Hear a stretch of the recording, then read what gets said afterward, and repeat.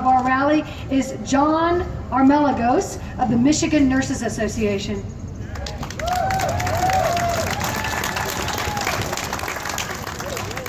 Good afternoon. My name is John Armelagos, a registered nurse, president of the Michigan Nurses Association, the largest labor union, and voice for registered nurses and other healthcare professionals in the state. On behalf of the association, a nonpartisan organization, a deep thank you to all assembled here today and all the organizations who have coalesced to protect the Affordable Care Act and fight for Medicare for all. Our union, as well as RNs and other healthcare professionals throughout the state and across the nation, must speak out when public policy places patients in harm's way. Please let me quote from human rights activist Reverend William Baker II, with a dozen other interfaith protesters who were arrested several days ago outside Senate Leader McConnell's office. The Reverend stated, "It's time for moral agents to step up. It's time for us to go down to the House of Power and challenge the way power has been used." The Reverend added, "We know that the Affordable Care Act is not perfect.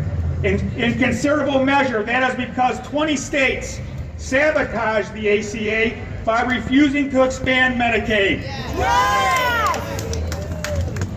The ACA's main shortcoming is that it needs to be transformed into a single-payer system with universal health care for all.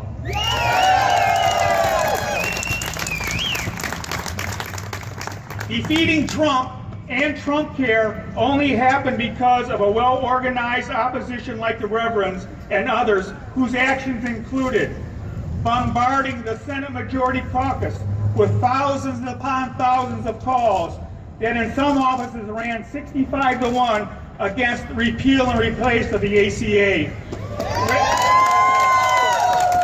Rallying everyday citizens in over 70 cities throughout our land, and the amassing in town halls where voters confronted politicians who favored repeal and replace, when those politicians were afraid to meet with their constituents, those citizens conducted mock town halls to publicly shame those so-called public servants. In material terms, repeal and replacement of the ACA would essentially cut coverage from about 20 to 30 million people over about 10 years, while decimating Medicaid, the health care safety net that protects our nation's most vulnerable, to bestow nearly $1 trillion in tax cuts to the super wealthy. In our state alone, repeal and replace of the ACA in terms of only Medicaid expansion would have resulted in about 640,000 people, our most vulnerable in the state, losing their health care coverage. How does Medicare protect our nation's most vulnerable? Some examples include Medicaid. How does Medicaid protect our nation's most vulnerable? Medicaid covers about 20% of all Americans. Medicaid covers about half the births in the nation. Medicaid covers about 2/3 of people in nursing homes. Medicaid has proven to be one of the only paths for treatment for those addicted to opioids. And Medicaid covered in 2015 alone about 900 U.S. veterans. Now let us ask you as moral agents, is it right or decent that 2 million babies born annually in the U.S.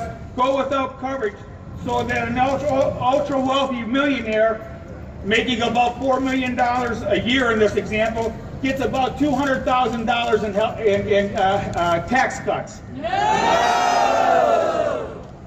Is it right or decent that the majority of us go without nursing home coverage so that that millionaire gets about $200,000 in tax cuts? No! Is it right or decent that those addicted to opioids have no chance of recovery so that same millionaire gets about $200,000 in tax cuts? No!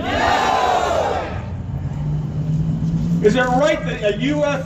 veteran go without coverage so that millionaire gets $200,000 in tax cuts? No!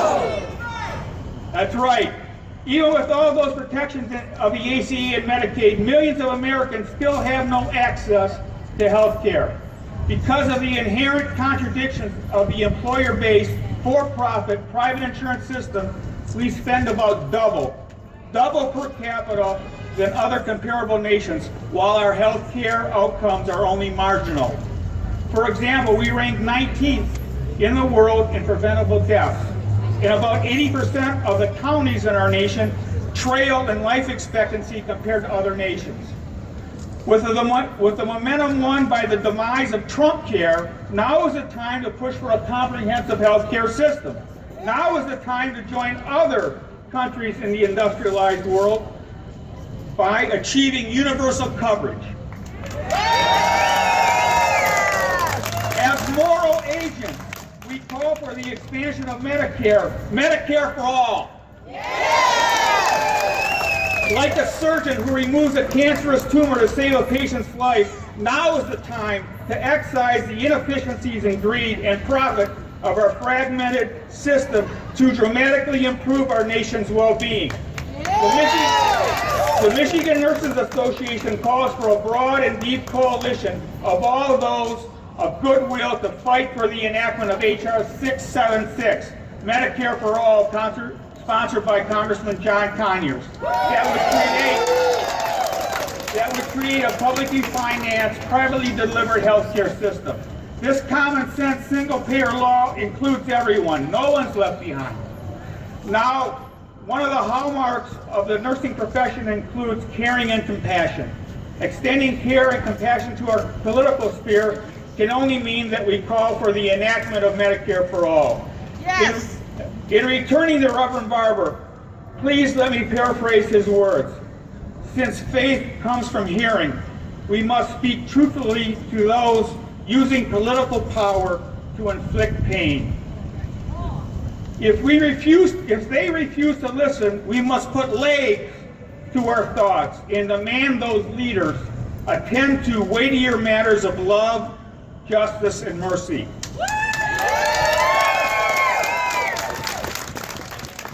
With the guidance of the Honorable Reverend, let us commit to each other that we should put legs to our thoughts of caring and compassion by marching and mobilizing for Medicare for all.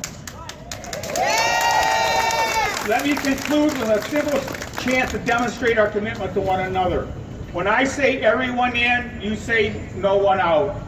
Everyone in. No one out. Everyone in. No one out. Everyone in. No one out. Those in the houses of power in Washington, D.C. and this house of power shall hear the sounds of our legs marching for love, justice, and mercy. Thank you.